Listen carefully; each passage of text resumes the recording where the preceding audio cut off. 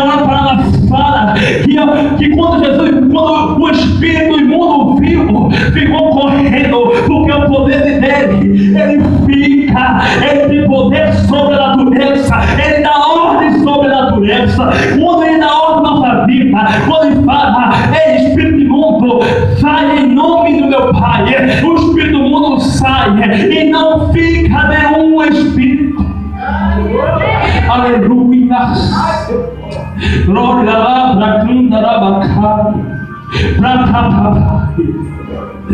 Oh Espírito Santo, vai encerrar aqui em Marcos 1, 29, está falando assim o tema.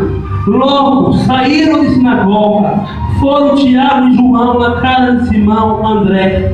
A sogra de Simão estava em campo. Com a fé falou respeito de Jesus. Ele então aproximou.